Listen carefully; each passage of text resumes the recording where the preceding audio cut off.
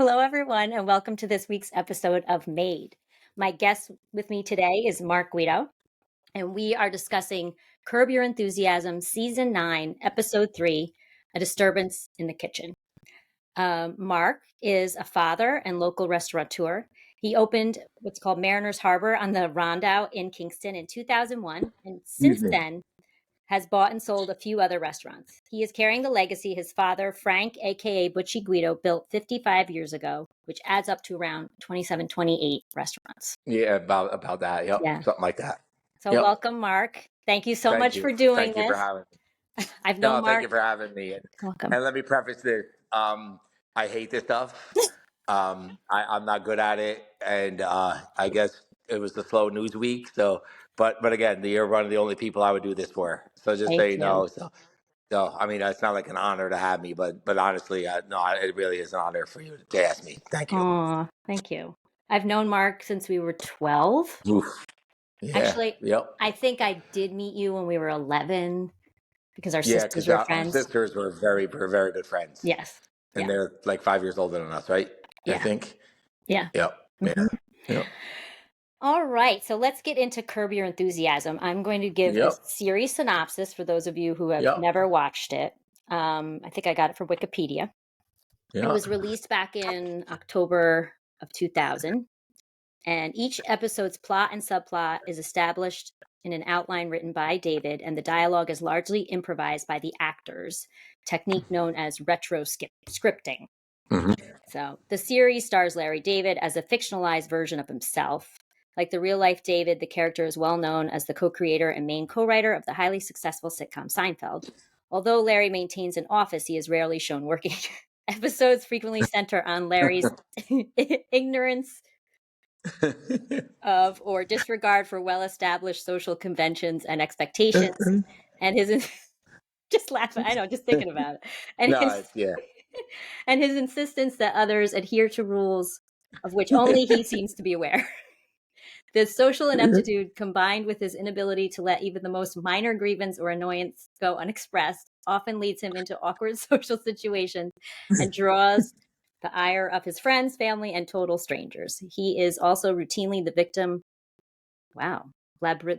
Labyrinthine. I don't even know how to say that word. Ooh, Misunderstanding. it's a tough. Labyrinthine. So, obviously Yeah, like a I, lot. I know. And I know. I'm analyzing it here. Yeah. Theme misunderstandings, when people think he has done something immoral or disgusting. Yeah, that's him. For the first half of the series, the Larry David character is living a married, child-free life in Los Angeles with his wife Cheryl, who's played by Cheryl Hines. David's main confidant on the show is his manager and friend Jeff Green, who's played by Jeff Garland. Susie Essman plays Susie Green, Jeff's short-tempered wife, who's frequently at odds with Larry. Many of the show's frequent guest stars are celebrities and public figures who will usually play fictionalized versions of themselves. Among the more frequently recurring guest stars are Larry's longtime friend Richard Lewis, doesn't even seem to like him, that's right, as well as Ted Danson and his wife Mary Steenburgen. I said that right. The show is set and filmed in various affluent West Side communities of and occasionally in downtown Los Angeles, as well as in the adjacent cities of Beverly Hills, Culver City, and Santa Monica. David's hometown of New York City is featured throughout some of the episodes in season 8. Okay. So I'm just thinking, all I have to do is picture him and I start laughing. Okay. Yeah. So the episode recap of A Disturbance in the Kitchen is I got it from Entertainment Weekly.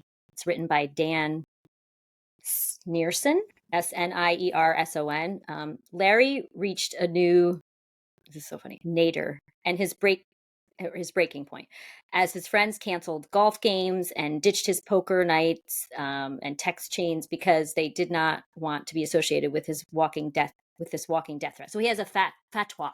A fatwa. Yep.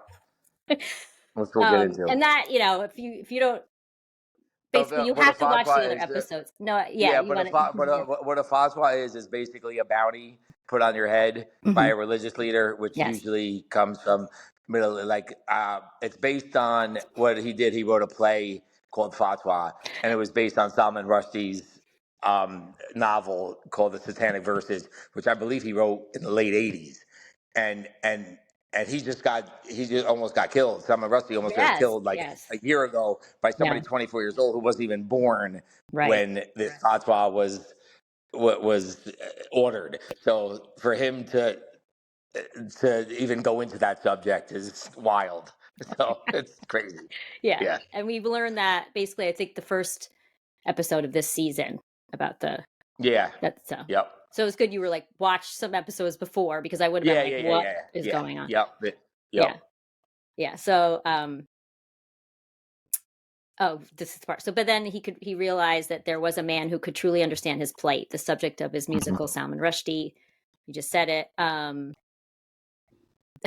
It says the highlight of the entertaining if uneven episode proved to be David's meetup with Rushdie, a man with an actual fatwa still hanging over him. So Salman, it's actually pronounced Salman, whatever. Shine as I liked that they talked about the pronunciation. Especially he goes, the syllables on Salmon is the stress. I appreciated that as a speech pathologist too. He shined as Larry's fatwa guru by extolling the benefits of the fatwa, getting out of obligations, the sex, aka the best sex there is, and encouraging Larry to lose the disguise. Oh my God, the disguise. Oh my God. And start picking up unattainable women who are attracted to his dangerous predicament. Oh, and he also pitched Larry on having Hugh Jackman play him in the musical instead of Jason. Enter Elizabeth Banks as a highly off-kilter, self-obsessed version of herself. She scored first by constantly comparing the death of her cat, Mr. Noodle, to Susie's little sister going missing. Now, little sister means like little sister, like big brother, big sister program. Not actually Susie's little sister. Exactly. And then by delivering a dreadful performance of an alibi after Larry accidentally damaged a cop car belonging to an officer who's played by Damon Wayans Jr., who had ticketed Larry for beeping at him. Larry lost the appeal, partially for yoo-hooing for a judge, but also for an overwrought and unsuccessful monologue about the donkey and his slack-jawed gaze. There were plenty of standout lines, again, I didn't write this part, that bear repeating. So before SWAT breaks our back and pulls us like a human wallet, let's have the court stenographer read back the evidence that was presented in A Disturbance of the Kitchen. Okay, so basically, I mean, basically, this man, like, I chose this series, like, I chose this episode because of the restaurant thing, a little bit, but it's just so much bigger than that. Like, there's so many other things going on. It's really not about the kitchen. It's more about the fatwa and all that. And but this man is the brilliance of this man. I mean, Seinfeld, who he's responsible for, people argue is the best sitcom in the history of television, which I think Curb Your Enthusiasm is so much better because of it's on HBO. Because you get a lot more. You know what I mean? Like there's nothing off limits. So he gets away. He has a lot more freedom. And like if you're a fan of Seinfeld, even if you're not, like if you watch it, like his brilliance is you just can't even explain it. And the way they do it, like there's no script. So, but it's not improv, like you said. It's not improv, but there's no script. Like he does the storyline. He sees a way he wants it to be done, and so like they do improv, they ad lib, but they'll do like 30, 40, 50 takes for one scene just to get that scene right. Wow. Because that's how much of a perfectionist he is. And he's just brilliant. He really is. And the show, this one series just doesn't do it justice. There's so many more series. He's like he hits and he hits. He's not afraid of any subject. You know what I mean? Like he hits on everything. Like obviously, radical is like that is a very. I mean, is obviously very. I mean, he hits on the Me Too movement. He hits on race. He hits on. There's nothing off limits. But he does it in such a brilliant way that. Like I know, like Family Guy, I know South Park, I know those guys. They get away with it, and they go overboard, like for shock value. So I think that's why they get away with it because it's so over the top, so ridiculous. And a cartoon, being a cartoon helps. But the way he does it, like you know what I mean, like he gets away with it, and it doesn't really offend anybody. And in the world we're living in, and the culture we're living in, and the climate we're living in, I think we need that. I think we need to laugh. I think not everything needs to be this serious, especially as a comedian. I mean, people are ruining people's lives going back 10, 12 years on Twitter for something somebody said. Right. And then you're going to ruin their life. Trust me, 10, 12 years from now, somebody's going to go back on your Twitter and find something atrocious.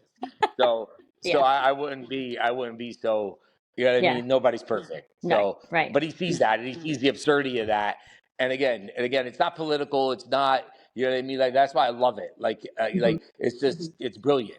And again, like, life is tough enough. Right. Like, I like my TV to be an escape, but you need to laugh. And like, he makes fun of Catholics. He makes fun, and like, there's nothing off limits. And I don't get offended. I was raised Catholic. You know what I Yeah. mean? I'm not, but I was raised, Me too. he makes fun of it. He makes fun of white New York Jewish people. That's what he is. You know Yeah. what I mean? So Yeah. the brilliance is amazing. The show, if you don't watch the show, if you haven't watched the show, it's something I really, really, really recommend. Yeah. It's because it's amazing. Definitely. So clearly, your favorite character is Larry. Oh yeah, by far him and Susie. Susie is the Susie. best. Yeah. Jeff's wife is the best. But Larry is why I love Larry. He's like the antithesis of me. Like I'm the least confrontational person in the world, Hmm. but he says whatever's on his mind. Hmm. He says what everybody wants to say to people, but just they don't have the bravery or whatever you want to call it to Yeah. do it. He calls everybody out. He's like you said, the rules he thinks that should be in place. He calls everybody out on it, and 99 times out of 100, he's right. Yeah. You just can't say it. It's just socially not Right. acceptable. Right. And I just love the fact that he just does that.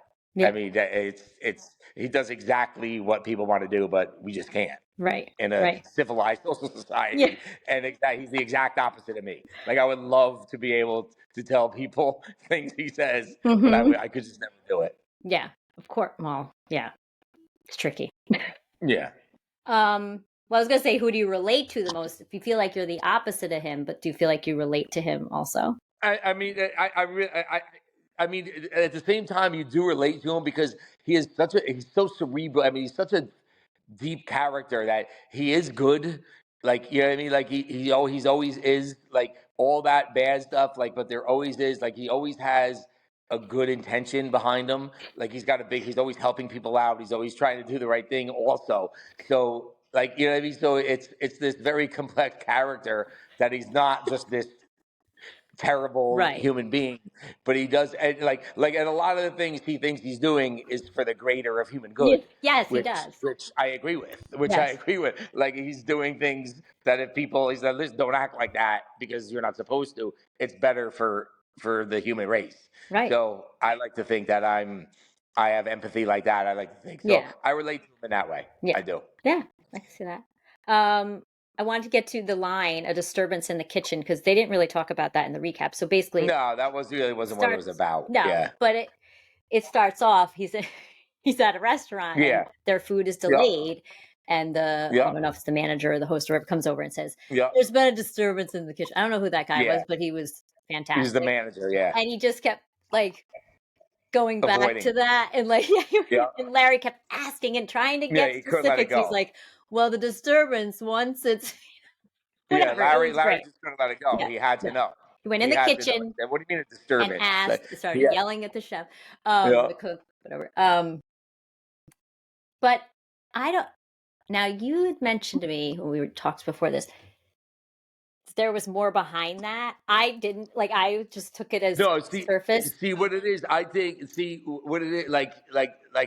In the restaurant business, we'll catch ourselves. Like, we don't tell the customer Right. like, you know what I mean. Like, Right. we have to, like, you know what I mean. Like, say just like it'll happen like in the next couple of weeks. We'll have Christmas is coming. My help. I mean, excuse me. I don't want to say my staff, my employees. Everybody works so hard. I'll put a sign on the door and say closed for kitchen renovations. That's not true. You know what I Yeah. mean? Like, Yeah. I'm just telling people that Yeah. because I need to give my people a break. Right. And but the disturbance in the kitchen thing is that he's in a disguise. He has a bounty on his head. He's scared to death. The Ayatollah has issued a fatwa on him, Yeah. but yet he still can't let Nope. what that answer No. go. So you know what I mean? Like he can't, like he puts everything aside to find out what a disturbance in the kitchen is because he's not satisfied with that answer because he knows he's being lied to and he wants to know. He can't let it go. He'll let everything else go to get to the bottom of that, and that's who he is. And that's what makes it hilarious. It's got nothing to do with and that's who he is. It's great. And if you haven't seen this episode or this season, if you just You have to see the Google few him, before it too, though. if you Google him in that disguise, like you'll just die laughing. I mean, the terrible wig and the huge mustache, and it just he looks, and different glasses. I think he has. No, it's great. You know, when I go to a restaurant and they say sorry for they'll if they come and apologize for the delay, that's usually it. Yeah, you don't get a reason, which is fine. You know, whatever. Have you ever used that excuse?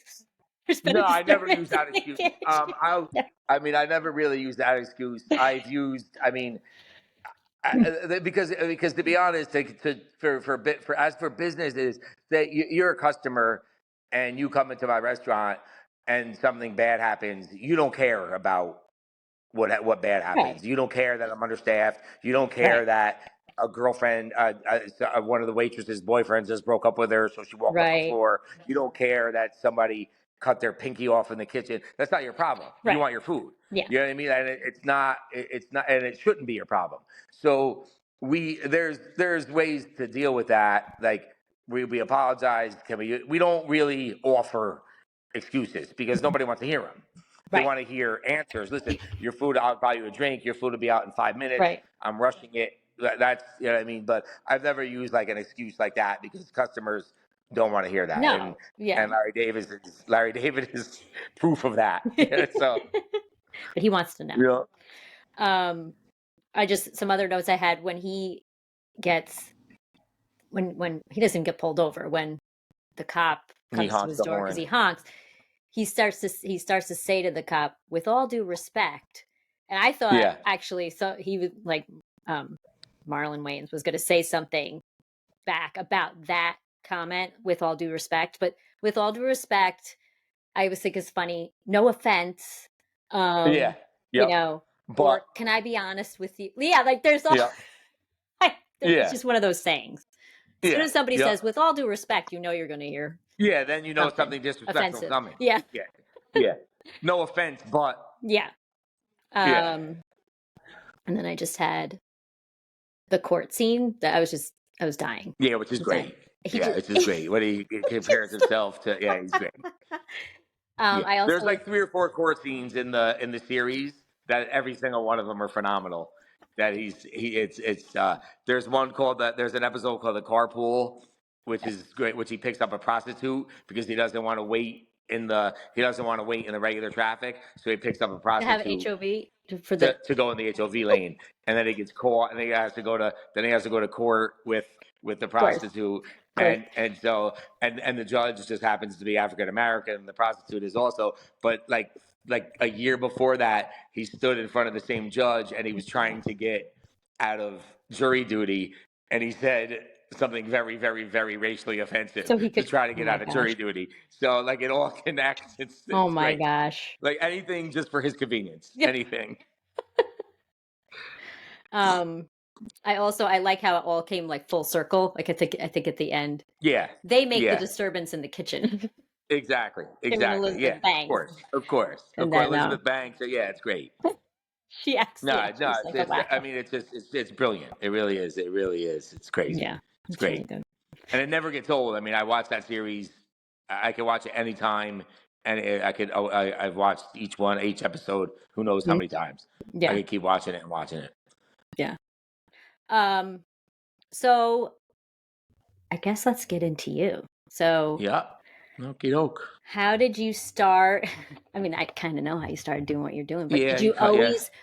Did you like growing up? Did you was it understood? You're gonna No. This is I mean, the restaurant business is in my blood, obviously. I mean, my father did this forever. Like you said before, he had 27, 28 restaurants. So I did do this from whatever, you know what I mean? This is all I know. But I did I bounced around a few colleges because I had no idea what I wanted to do. I went to Pace for a while. I went to Boston University. Then I did like a year at Ulster, and I got to travel, and then and then finally I settled at UNLV. I moved out there with a couple of friends. I settled at UNLV, which is like besides Cornell, probably has the best hospitality program in the country. But I wanted, like, I was interested in the casino business, so I Oh, went okay. for like hospital. So it was like a dual major with hospitality and casino management. And I was planning on doing, so I got a an internship for the Venetian, and and they were building a casino in Macau, which is off the coast of Hong Kong, and Macau is China's Vegas, basically. Okay. So that's really what I wanted to do. Mm-hmm. That's what I plan on doing. But in April of my senior year, I forget, it was '99, I think. My father got sick, so my father got sick. But to my father's credit, he came out. He told me, he said, and he basically begged me not to come home, not to do this, not to do what you want to do, follow your dreams, blah blah blah. But I thought about it. Listen, I can't. I could always do what I want to do with this man and my family's done for me. I have to come home because we Mm. didn't know which direction it was going to go in. Wow. So I came home. We had a place in Red Hook. It was called Mariners Harbor Inn. I ran that for a couple of years, and then the deal with Mariners came up in 2001, and then my father, myself, and my cousin Sal opened Mariners in 2001, and then the rest is history. And Mm. then and I'm kind of, and you know what though, I as much as I wanted to do something, I'm happy I stayed here Yeah. because of, you know what I mean, because the way my life turned out, my daughter, my family, Yeah. I'm happy. So Yeah. and my father's better. So Yeah. and my I didn't father's even fine. know he was sick. So which is the most important thing. So it all worked out. It all Yeah. worked out. Yeah. And I have no regrets. I have no resentment. I have no nothing because I'm good. Mm-hmm. And I know I said to you too before to try to get you to come on. Some people might think, "Oh, he was handed this," but Yeah, I you was. have to. You were, but you have to keep it going. I have There's still no work and hard work there. I have no qualms. I have no I know that I know I am a person of opportunity and privilege, and I know I was handed a lot. I know I understand that, and I have no. I'm not going to apologize for it. I mean, it is what it is. But again, it does there's two sides of that. There's a lot of pressure, but I don't want anybody to feel Right. bad for me either Right. because I was given a lot.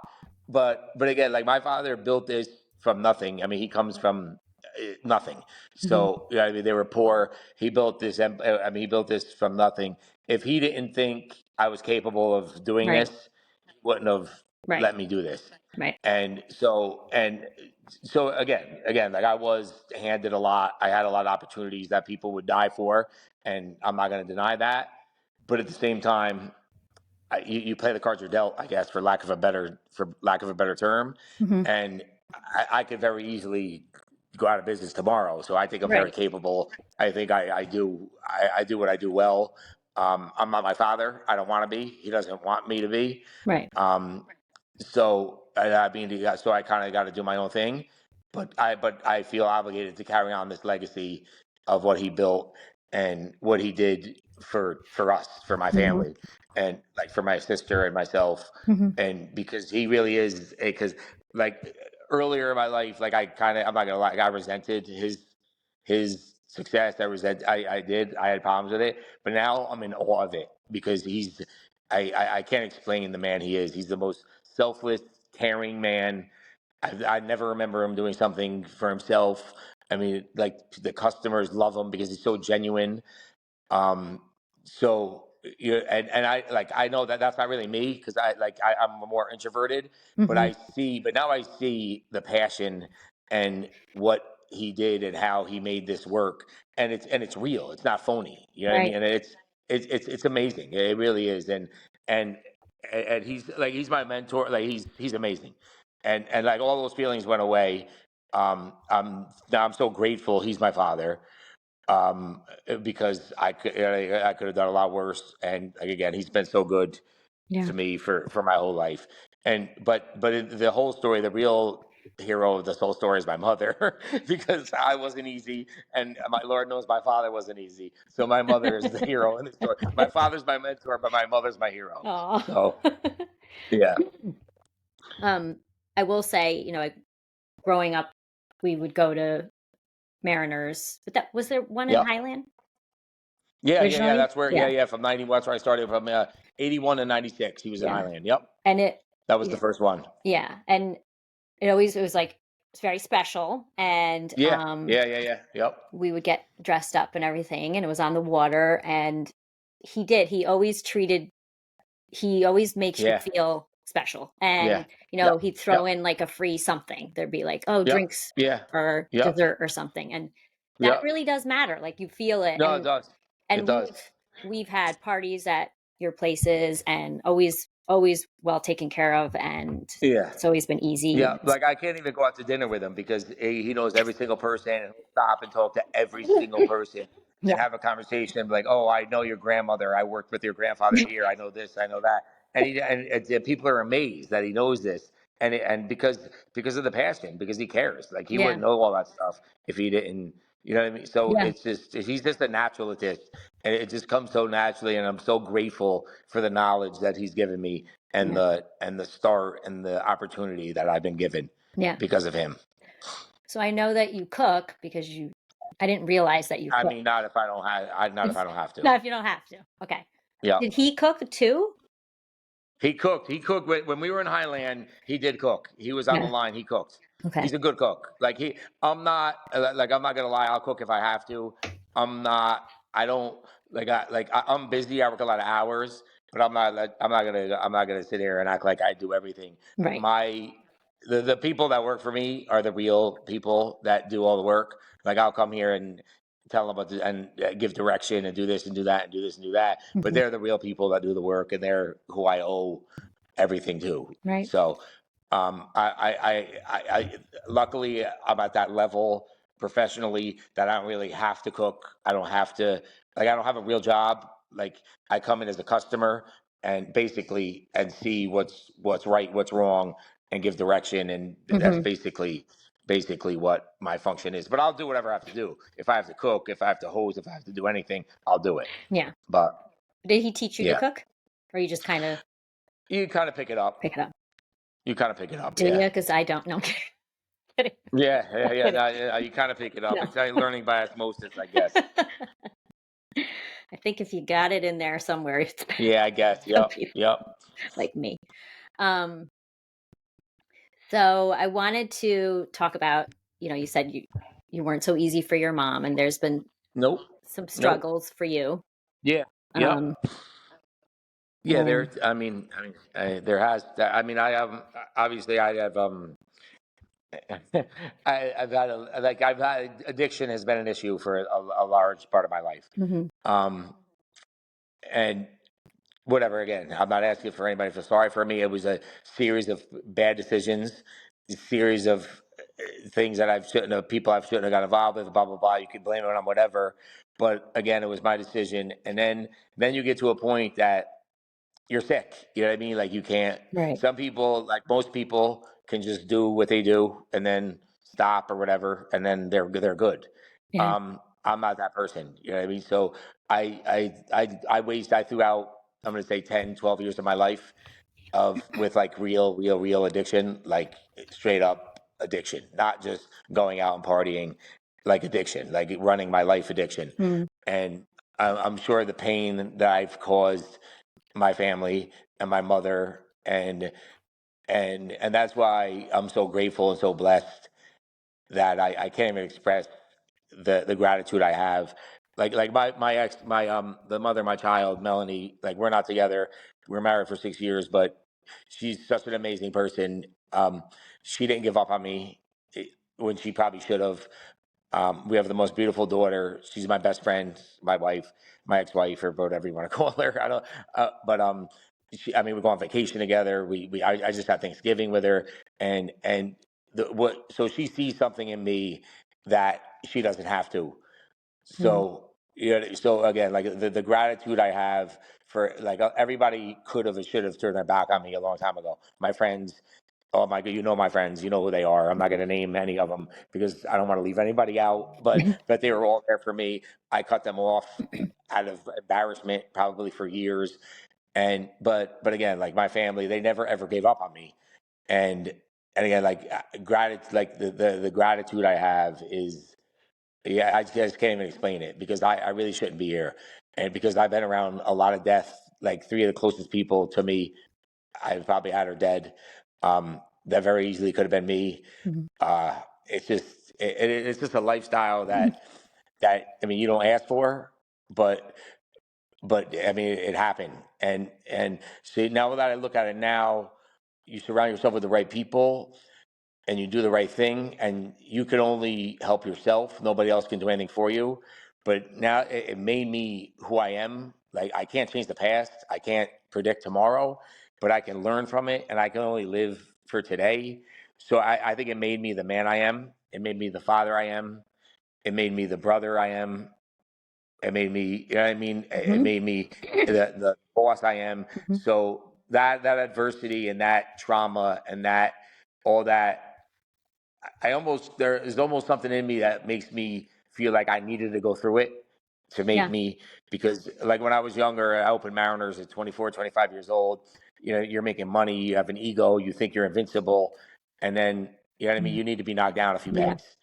And I was, trust me, I was knocked down a lot of pegs, and I needed that humility, and I got it. And just so, and there is a lot of people struggling out there, and the problem is with it, there's this stigma that you're a dirtbag, or like, oh, just will yourself out of it, you're weak, you're this. That's not true, because there was like, if I could have done that, I would have done that so long ago. There's so many people I know that would have done that, but they just can't. It's just not, it's not what they do. It's not how it is. It's not how it works. And it's just, it's you know what I mean? Like again, like I would have never spoken about this a few years ago, but now it's part of who I am. It's not a secret anymore. And me talking about it, if it helps one person, if it helps me, it's worth it, because I luckily, and again, like I'm not gonna lie, I'm not the poster boy of recovery. I'm not the poster boy of, I'm not perfect. I'm not this. But if you saw where I was 7, 8 years ago to where I am today, um, it's a miracle. It really is. And I owe that to everybody around me, to a lot of the people that never gave up on me, that should have. So again, it is what it is. I guess. I mean, do I wish it was different? Of course. Of course. I mean, my mother and father probably didn't sleep for 10 years. Yeah. So, and the pain I caused. So, yeah. Of course, I wish it was different. But again, I can't change the past. I can only go forward. Do you mind me asking, excuse me, the progression, like went from what to what? Yeah, well, I mean, the progression, it just sneaks up on you. So, and again, I'm leaving out people's names. So like I didn't really to be honest, I was a late bloomer. Like I didn't drink in high school. I didn't really do anything in high school. I started a little later. I started a little later. You start with, of course, like drinking starts, and then blah blah blah. Then when I moved to New York City, like I hit that ecstasy boom, perfect. Like I had friends in like the club industry, and when ecstasy first started getting big, like that's when I was around. So like ecstasy was like my first thing. But I like when, like I can't pinpoint the addiction, and then the addiction, and then the ecstasy goes to something else, then it goes to something else, and then like I can't pinpoint the time that I was a user, to a hard user, to a straight up addict. I mean, I'm going to tell you right now that people say a drug is a drug is a drug. That's not, because once, um, because there's drugs but once opiates and that come into play, that's a whole different world. It's a whole different world. Like that. I mean that is that's the end all. So like I might have been a drug addict before opiates came into play, but that definitely was Yeah. like my downfall, and that made me a straight up, Okay. like I knew I was a drug addict when that happened, because that it runs your life. It runs your life, and you put everything else is second, Hmm. and then it takes time for it to get out of it, but then I don't know, you have an epiphany, something happens, whether it's your bottom, whatever it is, whether it's a spiritual experience, whether it's something, I don't know what it is, but something just hits you Hmm. and says, I just can't live like this anymore, and I got to get the help I got to get, Yeah. and then you got to do what you got to do, and then, I mean, or else you gotta live that way. There's two ways out of that. It's Right. death or jail, or it's mostly death. You know what I mean? Jail if you're lucky. Um, so that's really like, I'm not gonna get into like what, like my like my the exact situation that made me realize that Hmm. enough is enough. I'm not gonna get into that, Okay. but it was bad enough to make me realize that this is it. Like Yeah. I got to do something. Yeah. How many Yeah. times did you go to rehab Uh, for a rehab? three, Okay. 3 or 4. I don't even remember. Like the first couple were like these ridiculous, um, like I don't know, like almost country club. There was masseuses and saunas and this Right. and that, and you know what I mean. I guess whatever. They got their place. They got their place. But then the last time I went, I'm like, this ain't working. I'm like, I need this. So I went up. I checked myself into a straight up, like a real rehab, that like that. And not to sound, I don't want this to come off the wrong. I don't want to come this to come off the wrong way, Yeah. but I wasn't the typical patient. Okay. You know, so and but when I was there, I realized the only difference between me and them is my upbringing. Mm. You know what I mean? So if I didn't have what I had, I would have been them. Right. So again, like that ego, that humility finally just went out the window when I realized like I'm a product of my environment, and who am I to judge? So I needed that, Mhm. and so like that's the last. So hopefully that's the last time Yes. I'll ever go. Yes. So, but anyway, that's basically the addiction story, and it's a big part of my life, and it continues to be. It always will be. Um, it hurt relationships. You know what I mean. It ruined relationships. It almost made me lose my daughter. It almost made me lose my livelihood. But again, I mean, it didn't. It didn't. So Yeah. that's all I can say. That's all I can say. So you went to the first rehab, got out. Then how long after that did you go to the second one? I mean, after the first one, I was see. This is what happens with rehab. The first time you go, you think you're cured. Yeah. You know, they call it the pink cloud. You come out, you got your 28 days. You think everything's good. You think, oh, I'm good, I'm cured, blah blah blah, no big deal, and you don't really want to do any of the work or anything. And Right. then it's just very very very easy. All of To a fall sudden, you back. slip back in. Yeah. You slip back in, and then I don't know. Whatever time goes by, you realize, because you're in denial, and then Hmm. you go back again, and then the same thing happens. I mean, some people get it quick, some people get it after one time, some people, I mean, most people don't get it after once. I don't know too many people that went to rehab once. Right. I mean, I know people that went 20, 30, 40 times. Wow. So um so I mean, I'd say over like a 10-year stretch, like detox and rehab, probably 4 Okay. detoxes and rehabs, maybe 4 or 5. Okay. I guess that would be my guess. And it sounds like too, going to one that's like a spa, you're in an environment that is not real life. I mean, not, No, and so then when you come back out, it's kind of like, real life happens. yeah, and it's like getting reacclimated into into real life, and you But might not have the tools, even though they see, try this to is the teach thing. tools, right? This is the thing with rehab. Rehab gets you clean, gets you dry. Then it's your job to stay that way Right. once you get out. Do they You know what I mean? teach You have to do you? work, and you need to. And I struggled. Like I was a militant atheist my whole life, and you know what I mean. And where to get me?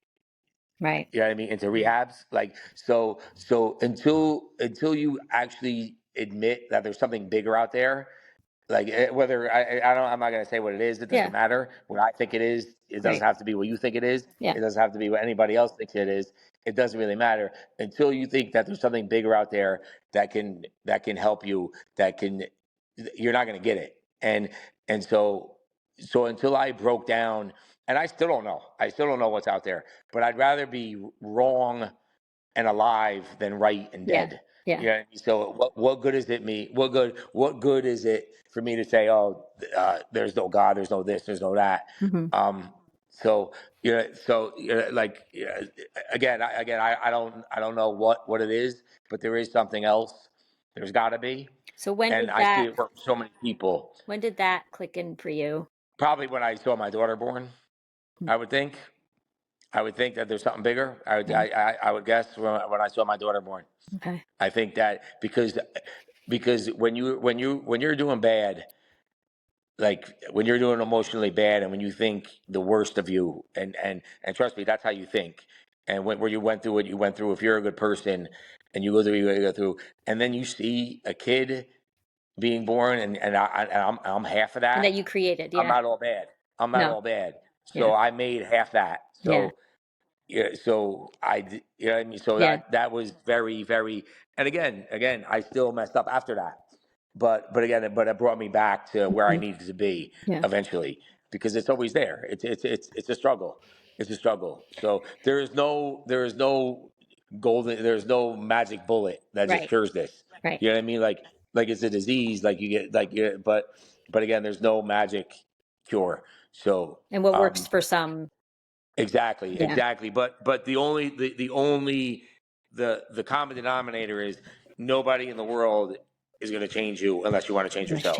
Yeah. So like those 3 or 4 times, like those couple times, I probably went to appease other people to shut them up.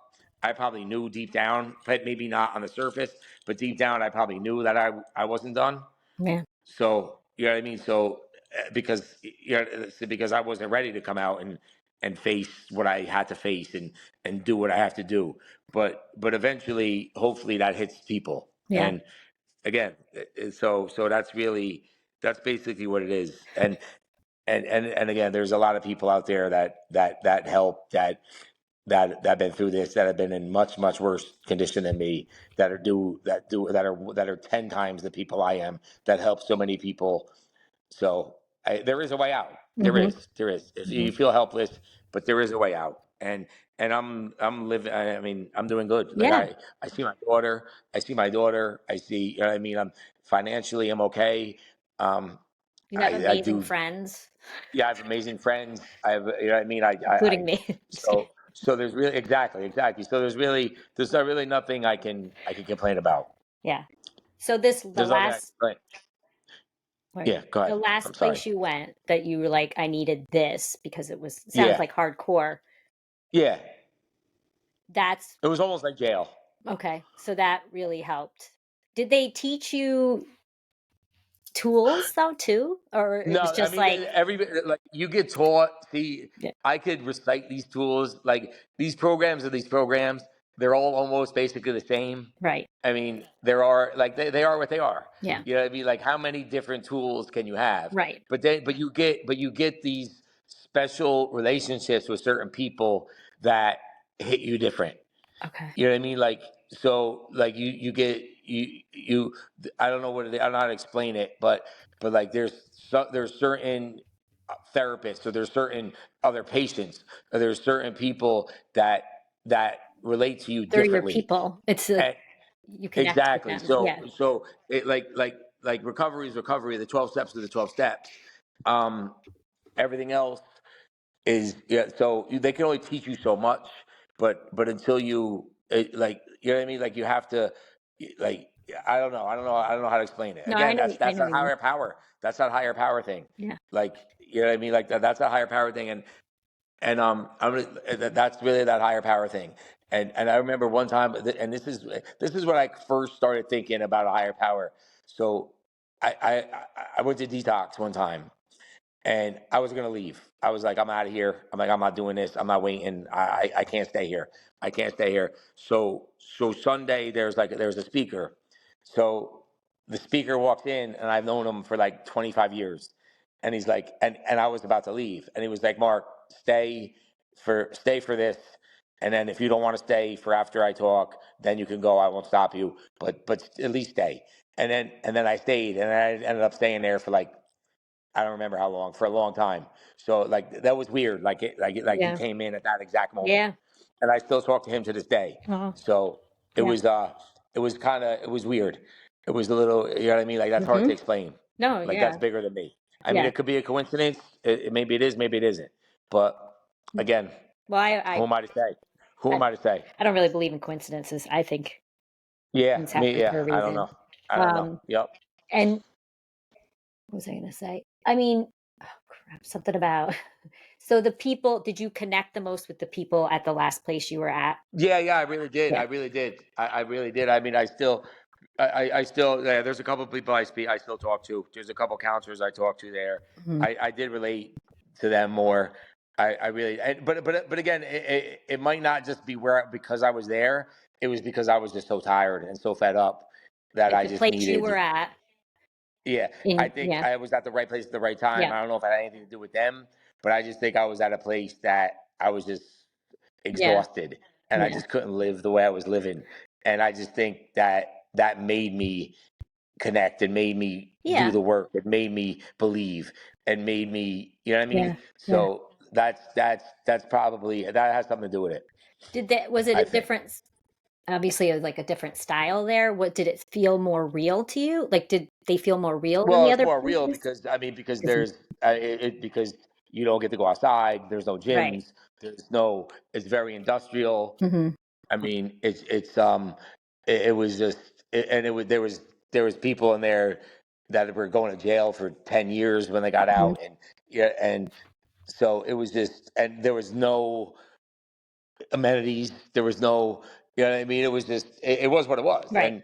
and Yeah. again, like I just think I needed that at that Yeah. time, Yeah. and Definitely. and so that's just the way it happened.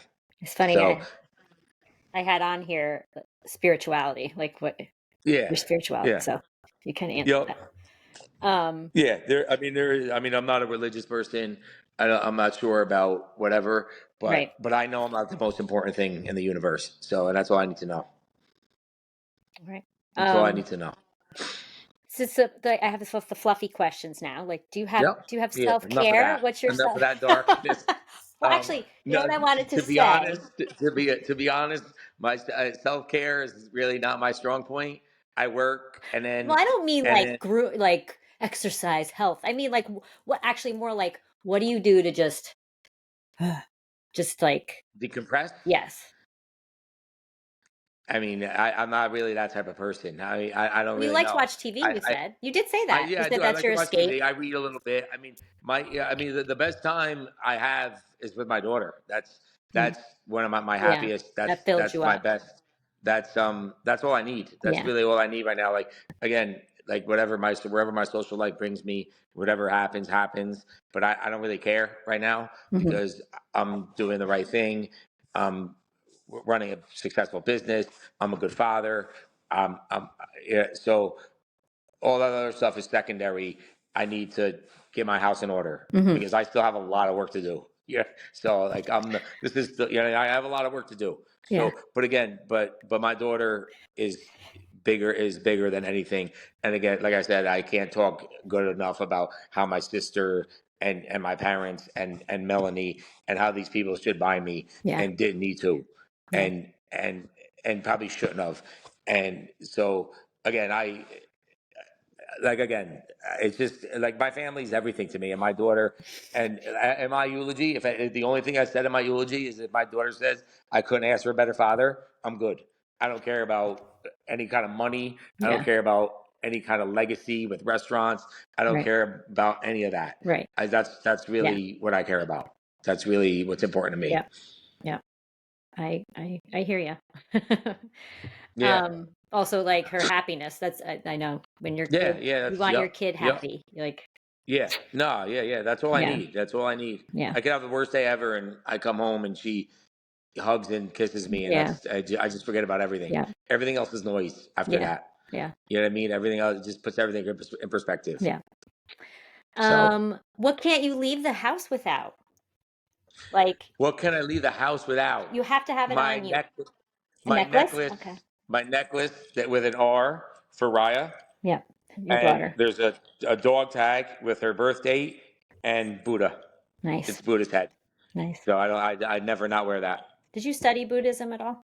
I read a lot. I see that like I've been fortunate enough. I spent a lot of time in Southeast Asia Mm-hmm. over the past 20 years or so. And the beauty of Buddhism, it is a religion, Mm. but it's also a lifestyle. Yeah.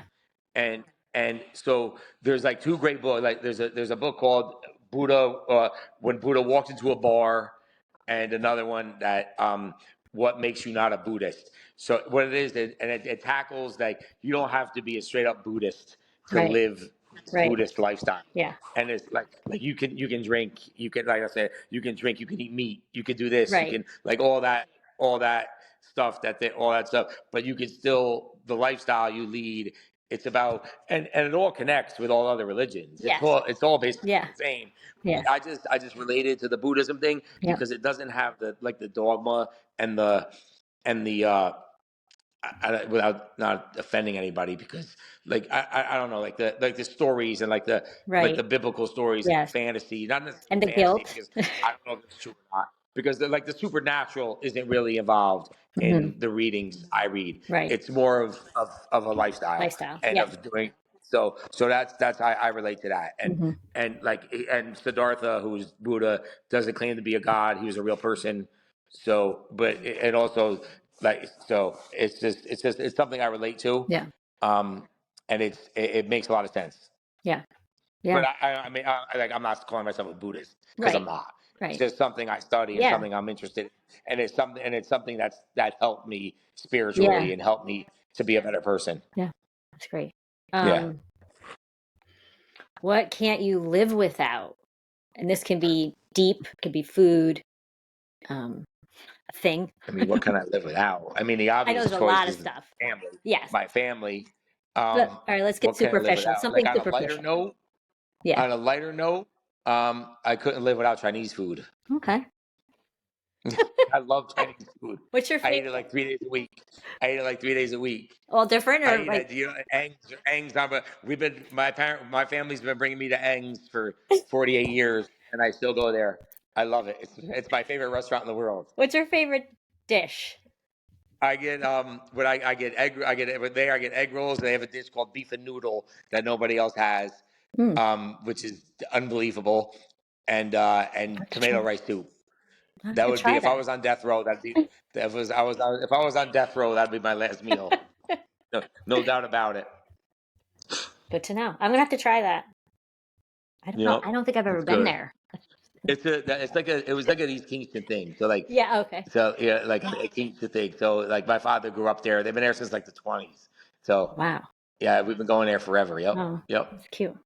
I wanted to tell you that back when I was moving back here from the city to come and go to grad school, Mm-hmm. I think we had our 10-year reunion. Yeah, And in Glasgow. yes, and I needed to get out of the city. I was done with it. I wanted to go to grad school and everything. But part of me was like, oh my Yep. gosh, I'm leaving the city. I never thought I'd leave the city. I loved the Yep. city. And Yep. I saw you at the reunion and I told you, I said, I'm moving back. And you were like, it's not that bad here. It really isn't. And No, it's you were not, like, because I lived and in it New made York me for a couple of like, years. I knew it wasn't bad, but it really was comforting. And I'll never forget you said that to me. And it was just really nice because Yeah, thank I you. I was appreciate anxious. that. That's nice. But it really is that because I went through that too. Like I lived in New York. I moved to New York in like '94. I was there for a few years, and I moved to Boston. And then I'm like, I'm never going back home. I'm never going back home. Yeah. But then when I did, I mean, it's Yeah. home. Yeah. You always have a soft spot for home. I don't care Yeah. who you are. Yeah. I mean, there was I this mean, thing growing up in Sorgaties. It was a small town. It was like, I can't yep. wait to get out of here. No, yeah, you And go I through never that. thought I'd come back, but then I did. But you did Yeah, say that to me, and um, I don't know, it's yeah. just something I always remember. So No, it's true though. It's true. It is. It's again, I think a lot of people go through that. Most people do, but I think when they realize that home is home, yeah. and now like you can't duplicate like the time my daughter gets to spend with her grandparents Yeah. because they're not going to be here forever. I had a kid late. I had a kid at 42. You know what I mean? I had my first kid at Yeah. 42 or 43 even. So my parents were not young. So like that time that they're spending together, if I was living somewhere else, Yeah. you know what I mean? Like she would miss out on that. And that's Me something too. I wouldn't need. I can't even imagine. I Yeah. can't even imagine her missing out on that. Both sides, on both sides, Yeah. for my Yeah. daughter and for my parents. Yeah. So, and again, not for nothing. I made a decent life for myself too. So, Yeah. I mean, so I really don't have any complaints. Yeah. I mean, I had my child at 40, and my parents are 40 years older than me. So, Yeah, yeah. and if I Oh, hadn't yeah. So you moved know the back same. here, You're in the same yeah, situation. yeah. Yep. So if I hadn't moved Yep. back here, yeah, I can't Yeah. imagine. I'm so happy, Yeah. but I can't even yeah, imagine. Like you think about like what my life would have been if I did say no to my father and make that move, and like who yeah, knows? I mean, who knows? yeah, Who knows what would happen? And I wouldn't trade my life right now, even what I've been through. yeah. I Of wouldn't trade course, my life for anything, yeah, of course, for the people that are around me, just because of the people that are around me and the people that supported me. And yeah, so I'm blessed. I wouldn't trade it for anything. yeah. Well, I think I should end there. All right, here we go. There we go. All So right. thank you very much. Thank you so much. All right, It's been anytime, great. anytime. All right. All right. Have a good holiday. Thanks. All right. Bye. Bye.